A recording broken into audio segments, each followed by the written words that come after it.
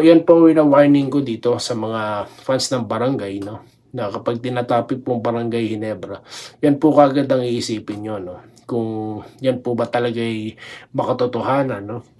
Kasi po parang ano, no, nag-research na naman tayo sa mga nangyayari ngayon, mga nababalitaan natin. Parang bumabalik po yung mga ano, may mga puwersa po, no, ng mga hater na pumapasok po sa ilang mga pages at kung ano-ano naman po ang mga ibinabalita, no, or mga kuro-kuro, haka-haka na kinakalat, no. Katulad po na sinabi na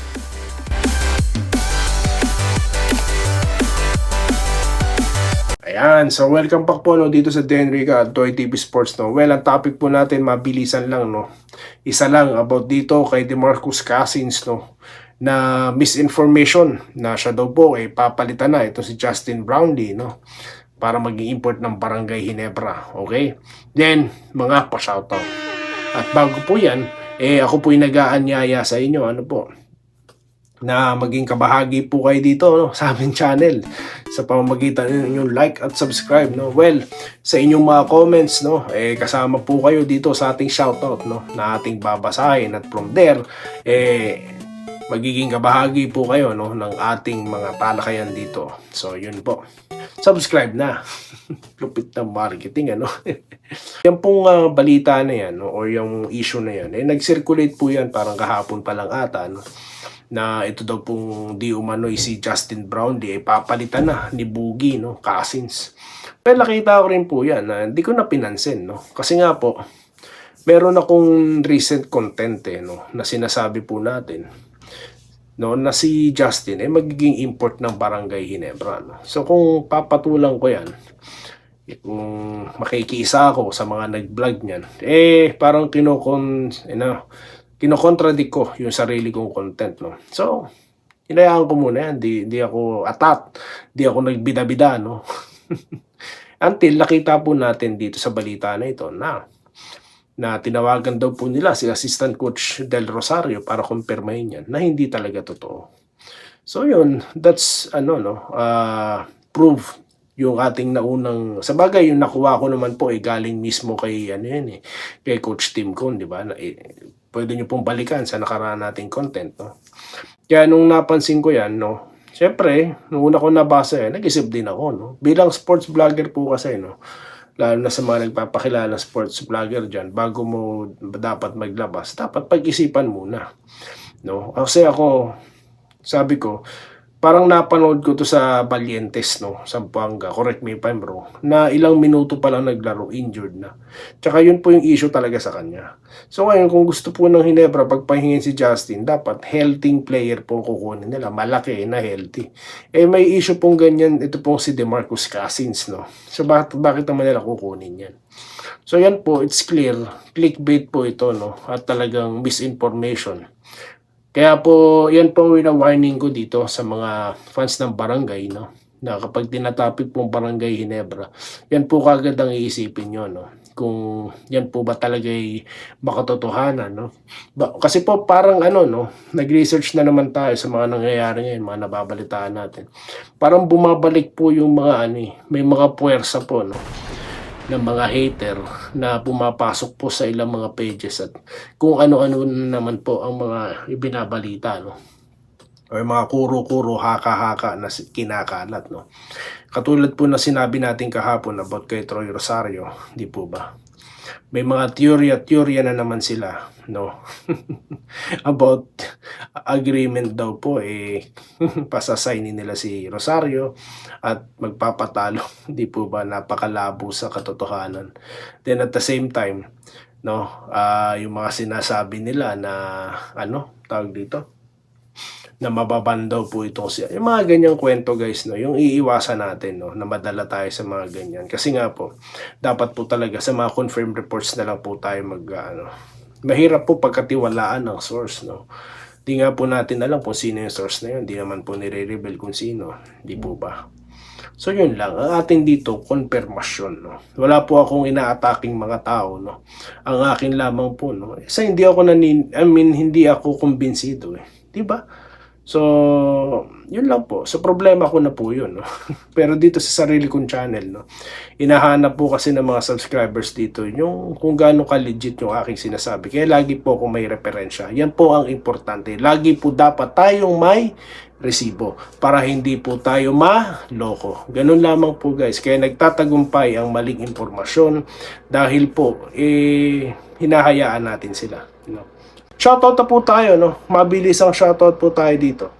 Para naman po mabasa ko na yung mga comment niyo po dito sa ating nakaraang content about kay Sir Chavit, no? Okay.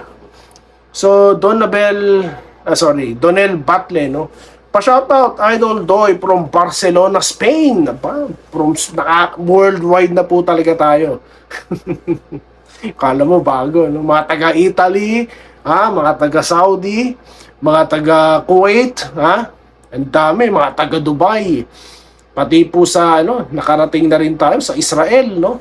Sa Middle East, napakadami. At of course, sa bansa po nating Pilipinas, no? Wilfred Bautista, no, sir. Maraming salamat. Kay Ma'am Mel ng Norway, ayan. And of course, si Sir Iglesia, no? Sir Tolitz Talag, no? Sir Lope Bucalos, no? Ayan, Sir, ito pong si Sir Alejandro Tronson, no? Na laging nandyan, no?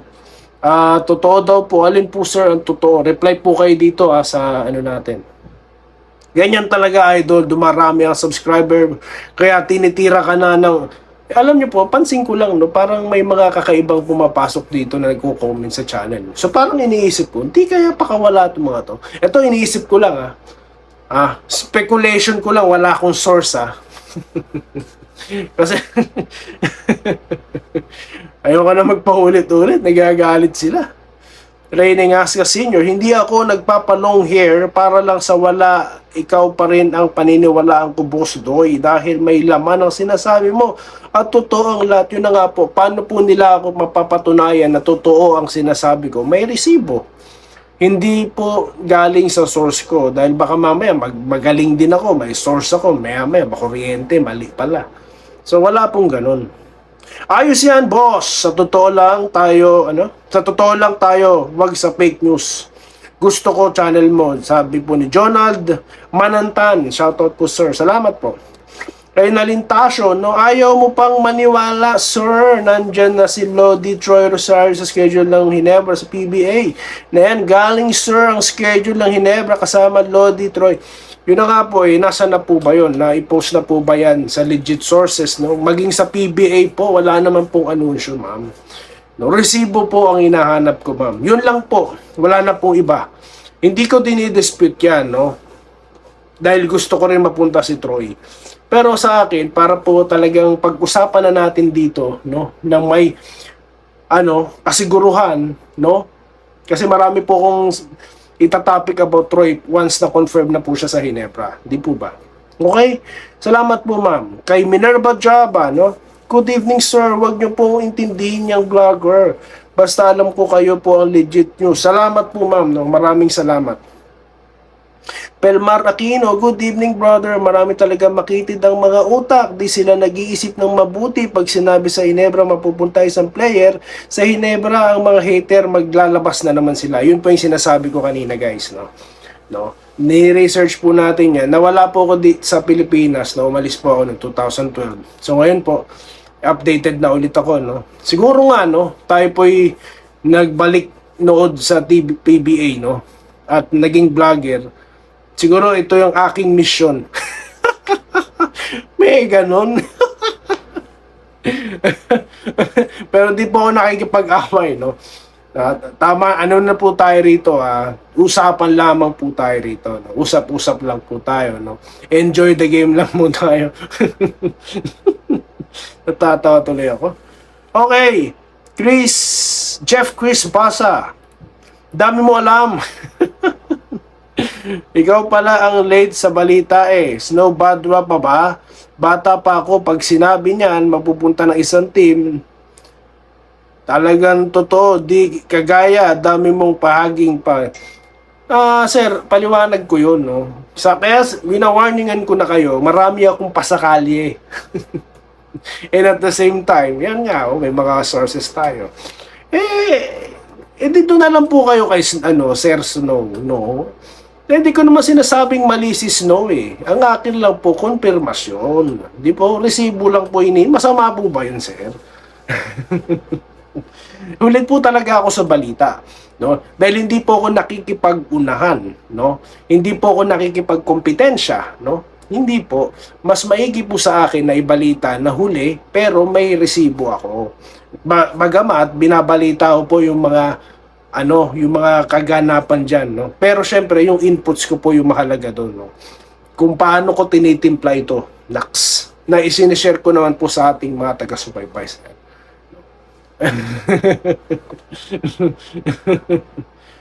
Okay. Like ko pa rin ang comment po, sir, ha? Ay, hindi. Babalikan. Hindi. Tsaka na. De, joke lang, sir, ha? Hindi, joke ko lang kayo, ha? IRRC Battle Mix Hinebra. Pa-shoutout next video. Ito na po, na-shoutout po sa IRRC Battle Mix, no, Hinebra.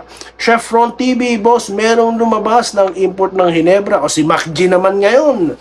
Yung shock in a full MVP. Yung ilang beses na po champion, no? NBA champion yan. Yan po yung sinasabi ko sa inyo, guys, no? Marami po talagang gustong ng views, no? Kaya po lahat na lang ilalabas na nila basta alam nilang Kasi po off season ng PBA ngayon, kailangan doble kayod. Ako tumawa lang ako rito, content na eh. Sila po kasi